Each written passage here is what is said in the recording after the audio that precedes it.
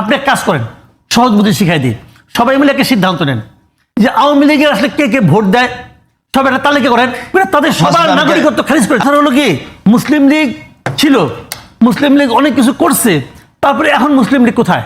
মুসলিম লীগ কোথাও আছে বাংলাদেশে, আছে কিন্তু, কিন্তু মুসলিম লীগ এখন কোথাও আছে? এখন এটা কি কোনো মুসলিম লীগ কোনো ফ্যাক্টর বাংলাদেশে এখন পলিটিক্সে? না। কে তাকে মুসলিম লীগে গুরুত্বহীন বানাই দিল? কে বানাইছে? কোনো আইন না, সাধারণ মানুষ। কাজে আমার বক্তব্য ওইটাই, সিদ্ধান্ত নেওয়ার দায়িত্বটা সাধারণ মানুষকে দেন। সিদ্ধান্ত নেওয়ার দায়িত্ব সাধারণ। আপনি সিদ্ধান্ত নেওয়ার কে? আপনি কে রে ভাই? আপনি কে সিদ্ধান্ত নেওয়ার? আপনি কি এই ব্যাপারে সিদ্ধান্ত নেওয়ার জন্য আপনি কি কেউ পুরো দেশের মানুষ আপনাকে দায়িত্ব দিয়েছে? আমরা সবাই মিলে দায়িত্ব দিলাম, তুমি সিদ্ধান্ত নাও। কে সিদ্ধান্ত নিচ্ছেন? আপনি আপনি জনগণের কাছে ছেড়ে দেন, জনগণ সিদ্ধান্ত নেবে।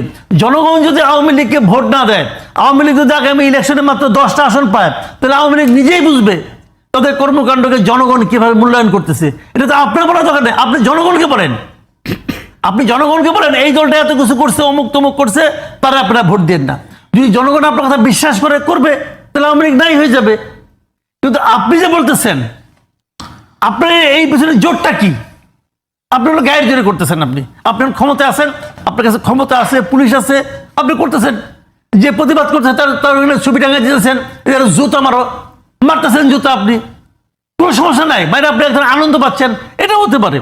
মারা দেবেন, তাকে আপনি মেরে ফেলতে পারেন, আপনি সে ক্ষমতা আছে, মারতেছেন মত করে, কোনো প্রবলেম নেই তোরে ভাই, মারতেছেন। কিন্তু এতে কিন্তু আপনি কিছু প্রমাণ করতে পারতেছেন না। আপনি কি প্রমাণ করতে পারতেছেন?